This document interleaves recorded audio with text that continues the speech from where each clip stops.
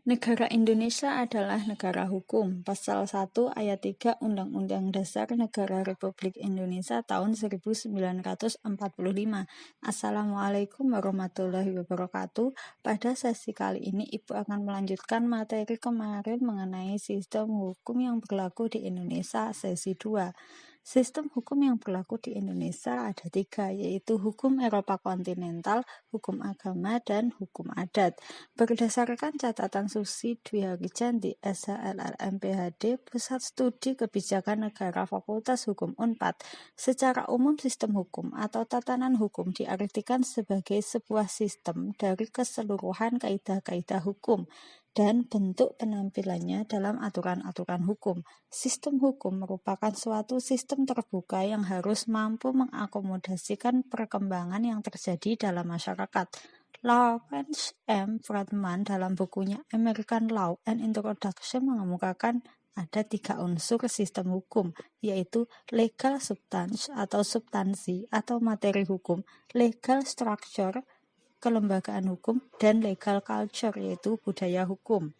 Elemen pertama berupa keseluruhan aturan, kaidah, dan asas hukum. Elemen kedua menunjuk pada keseluruhan organisasi, lembaga-lembaga, dan pejabat-pejabatnya yang meliputi badan-badan legislatif, eksekutif, dan yudikatif dengan aparat-aparatnya seperti birokrasi, pemerintahan, pengadilan, kejaksaan, kepolisian, dan dunia profesi seperti advokatur dan kenotarian.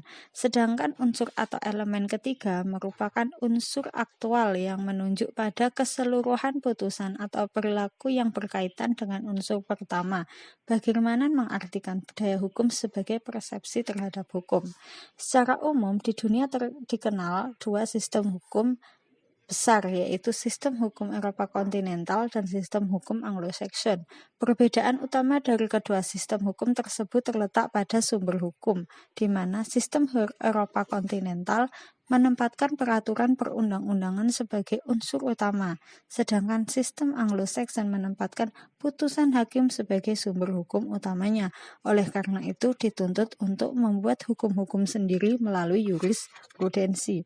Selain itu juga terletak pada sistem peradilannya, di mana pada negara yang menganut Eropa kontinental, hakim mempunyai peranan yang besar dalam mengarahkan dan memutus suatu perkara. Hakim bersifat aktif dalam menemukan fakta hukum dan cermat dalam menilai bukti.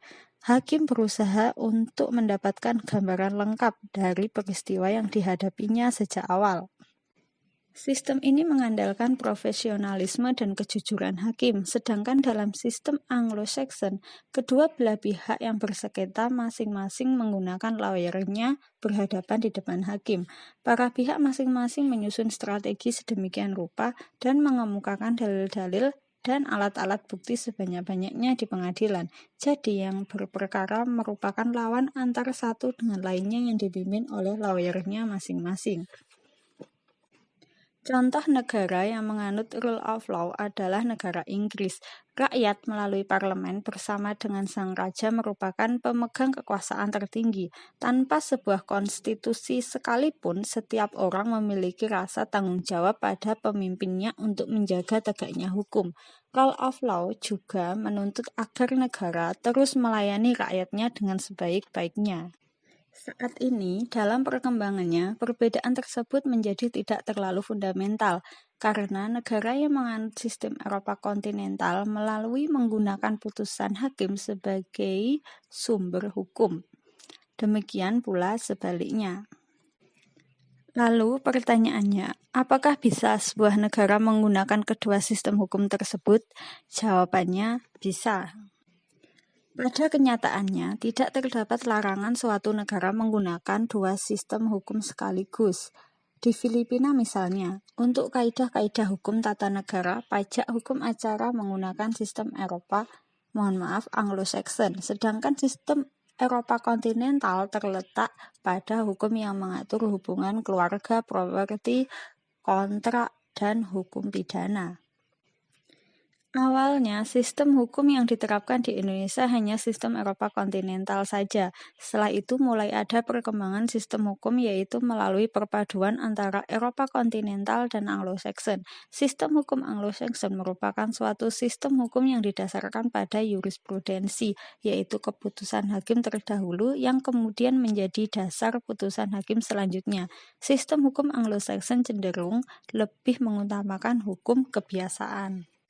Pada umumnya, sistem hukum Eropa kontinental disebut civil law atau hukum tertulis, sedangkan Anglo-Saxon disebut common law atau jurisprudensi.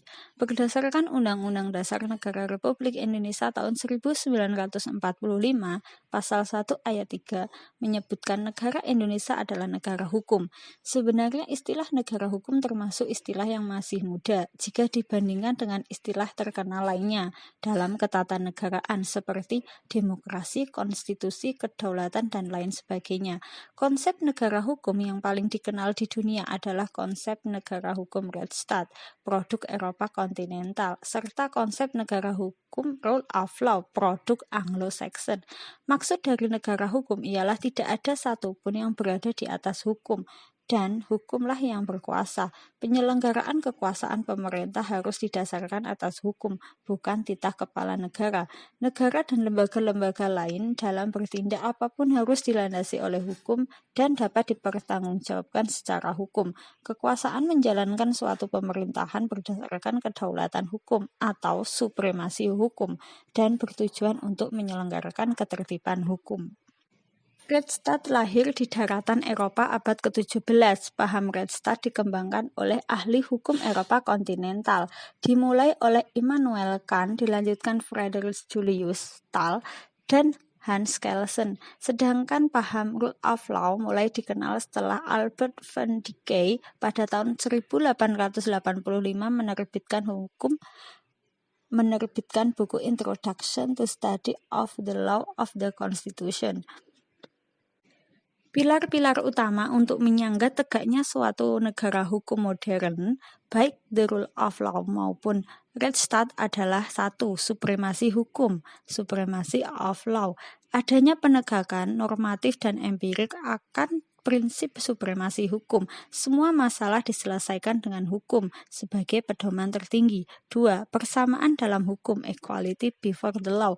Adanya persamaan kedudukan setiap orang dalam hukum dan pemerintahan yang diakhiri secara normatif. Yang diakui secara normatif dan dilaksanakan secara empirik. Yang ketiga, asas legalitas, due process of law. Dalam setiap negara hukum dipersyaratkan berlakunya asas legalitas dalam segala bentuknya, yaitu segala tindakan pemerintah harus didasarkan atas peraturan perundang-undangan yang sah dan tertulis. Sistem hukum yang berlaku di Indonesia yang kedua adalah hukum agama. Hukum agama adalah peraturan hidup yang berasal dari Tuhan yang diberlakukan bagi manusia ciptaannya melalui aturan-aturan yang tercantum dalam kitab suci. Contohnya penerapan hukum Islam di Aceh, yaitu kewajiban mengenakan penutup kepala atau kerudung bagi perempuan, di mana di kawasan tersebut memiliki penduduk Islam dominan. Yang ketiga yaitu hukum adat. Hukum adat lahir dari nilai-nilai budaya tradisional, bersumber dari peraturan tidak tertulis yang tumbuh dan berkembang serta dipertahankan berdasarkan kesadaran hukum masyarakatnya. Hukum adat bersifat elastis dan mudah menyesuaikan perkembangan sosial masyarakatnya. Hukum adat mengatur tentang masalah perkawinan, anak, harta perkawinan, warisan, tanah, dan lain sebagainya, yang selalu dipatuhi setiap anggota masyarakat agar tercapai ketertiban dalam masyarakat. Hukum adat di Indonesia dibagi menjadi 3 kelompok. 1. Hukum adat mengenai tata negara, yaitu tatanan yang mengatur susunan dan perlengkapan jabatan-jabatan dan pejabatnya.